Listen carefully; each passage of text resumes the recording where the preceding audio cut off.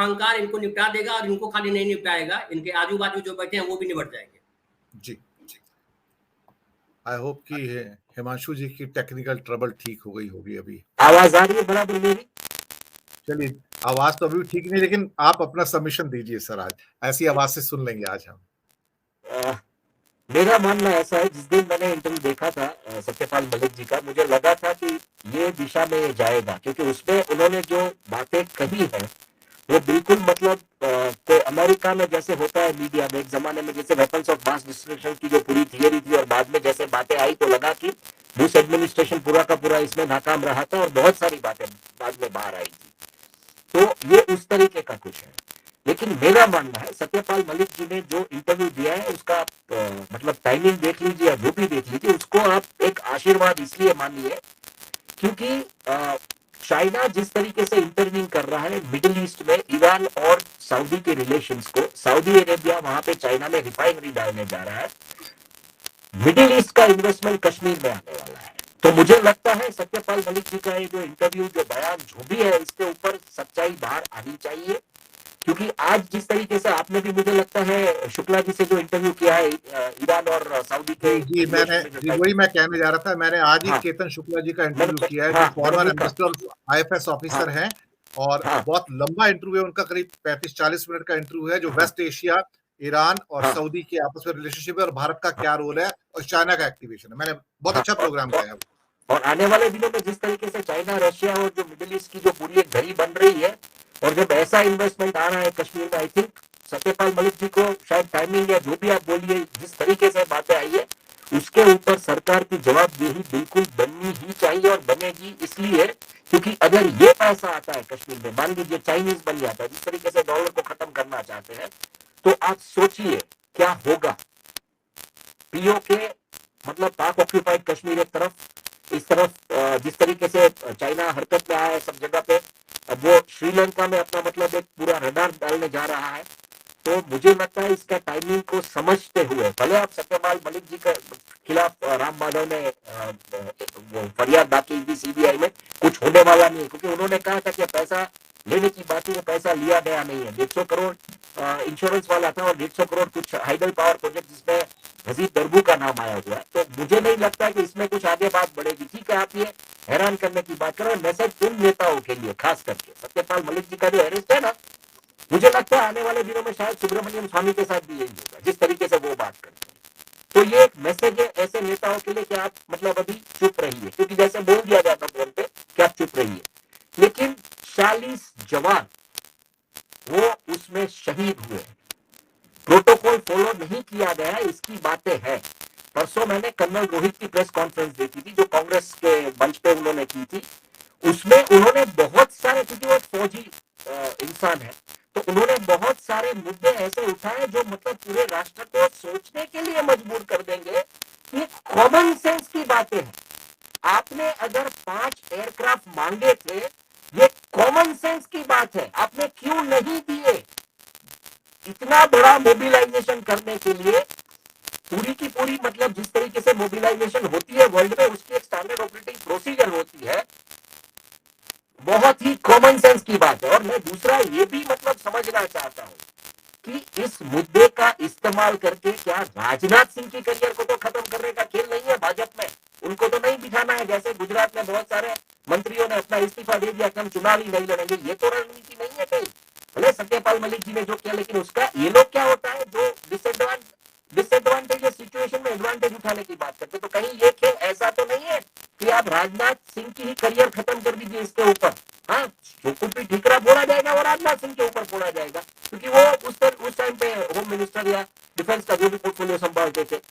पर basic question, जब इतना बड़ा मोबिलाइजेशन हो रहा था, तो आपने 5 एयरक्राफ्ट जो मांगे गए वो क्यों नहीं दिए?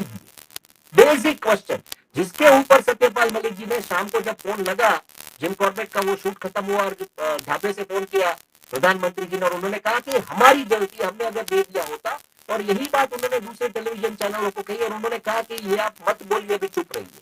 तो किसी भी जैसे आई मीन सभी जो पैनल के लोग बोल रहे हैं, एक बेसिक क्वेश्चन कॉमन सेंस का, किसी बच्चे को भी पूछ लीजिए तो वो भी यही सवाल करेगा कि आपने वो 5 एयरक्राफ्ट क्यों नहीं दिए जब इतना बड़ा मोबिलाइजेशन हो रहा।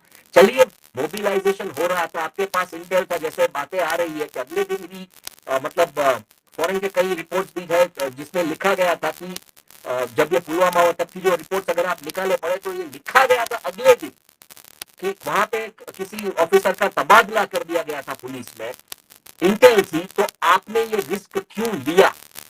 40 जवान शहीद हुए हैं, आप चुनाव जीतिए, आप चुनाव की राजनीति कीजिए, पर ये क्या है? गुजरात में भी कल से एक मुद्दा बहुत छाया हुआ है। यहाँ पे एक मतलब विद्यार्थियों के लिए लड़ने वाले एक नेता है जो बोल रहे हैं कि परीक्षाओं में धांधली हो रही है, तो उन्होंने जिस तरीके से प्रूफ एविडेंस जो भी दिया, तो उस पे जो एग्रेशन आना चाहिए इस मामले में, उसके बजाय ये जो बंदा है इसने कुछ मतलब पैसा लेके किसी का नाम प्रेस कॉन्फ्रेंस में नहीं लिया, उसको लेके उसका अरेस्ट कर लिया गया। युवराज सिंह नाम है इस बंदे का, कि उसके ऊपर ये मतलब इल्जाम लगा है अभी कि इसने पैसा लेके प्रेस कॉन्फ्रेंस में दूसरे लोग जो डमी कैंडिडेट्स बैठते थे एग्जाम में उनका नाम नहीं लिया, उनको फिक्स कर दिया। पहले डमी कैंडिडेट वाला जो स्कैम है उसको तो ठीक कीजिए, उसमें आपको जो भी मिलता है फिर युवराज सिंह को पकड़ लीजिए, कौन ना बोलता है आपको, पर आप पूरा डाइवर्जन लेके आ रहे हैं सब जगह पे। सत्यपाल मलिक जी का जो इंटरव्यू बहुत कुछ ट्वीट हुआ था दिल्ली में से कि बोला गया कि आप मीडिया में इसके बारे में एक सेकंड में भी बात नहीं करेंगे, कुछ जाएगा नहीं कहाँ पे। और सत्यपाल मलिक जी ने दूसरे दिन रवीश कुमार ने इंटरव्यू किया, रवीश कुमार को यही कहा कि मैं हैरान हूं कि एक लाइन में भी इसका मतलब कहीं मीडिया में, प्रिंट मीडिया में इसके बारे में लिखा नहीं गया। जो बातें हो रही वो डिजिटल मीडिया में ही हो रही, और उसी रात अतीक का मतलब शूट आउट पुलिस की हाजिरी में मतलब उसको पॉइंट ब्लैंक पे शूट कर दिया जाता है, पूरा मुद्दा डाइवर्ट हो जाता है। अतीक का मुद्दा या कर्नाटका के जो वायरल फोन का मुद्दा जो है, तो आज आपने जाके सत्यपाल मलिक के ऊपर पूरा स्पॉटलाइट फोकस कर दिया।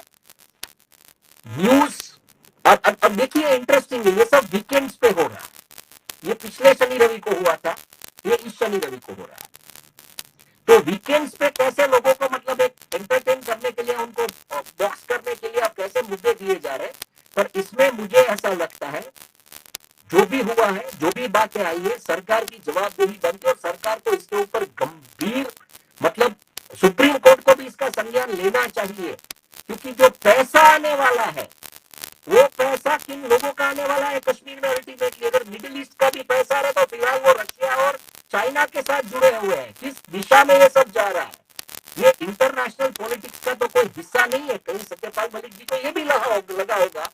मुझे लगता है कि आप सोचिए, थोड़े दिनों पहले, मैं थोड़ी बात करके खत्म करूंगा, चुनाव के वक्त पे, गुजरात के चुनाव के वक्त पे CR पाटिल मिलने आए थे वजूभाई वाला को, जो कर्नाटका के गवर्नर थे।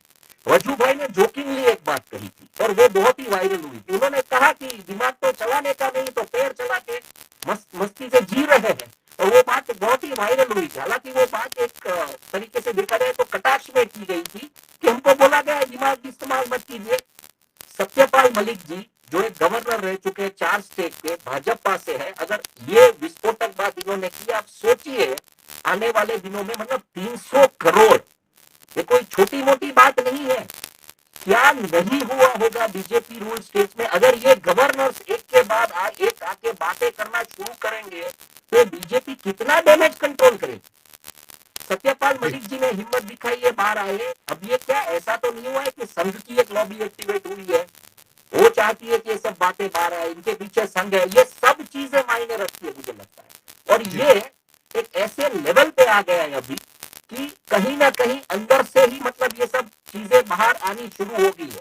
मैं खाली इसी मुद्दे पे मतलब मैं इसको स्टडी कर रहा हूँ as a journalist, as a independent journalist का बिजनेस इंप्लीकेशन सब कुछ, कि सोच लीजिए अगर और 2 या 3 गवर्नर बीजेपी रूल स्टेट से आके ऐसी कुछ बातें रखे कि हाँ भाई हमको भी बोला गया था ऐसे 300-400 करोड़ ऐसे डील्स करने के लिए, और अगर कोई इन्वेस्टिगेटिव रिपोर्टर जाके कुछ देखता है ऐसा कि ऐसी ऐसी डील्स हुई है ऐसे ऐसे गवर्नर के उसके ऊपर, तो क्या हालत होगी जी। आपका पूरा गढ़ मतलब वो बोलते ना ध्वस्त हो जाएगा, क्योंकि आप अदानी के मुद्दे पर जवाब ना दीजिए, ठीक है, लेकिन यहाँ पे 40 जवान शहीद हुए।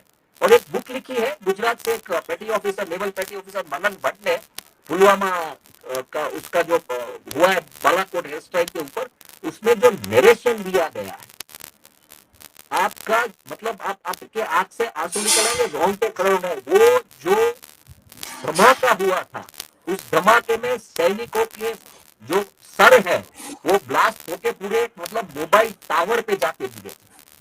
उस लेवल का ये धमाका, आपके मतलब आपके रोंगटे खड़े हो जाएंगे वो नरेशन पढ़ के। कितनी मतलब कितनी किस तरीके से आप इतने मतलब असंवेदनशील रह सकते हैं, मुझे समझ नहीं। जी, मैं दूसरे चक्र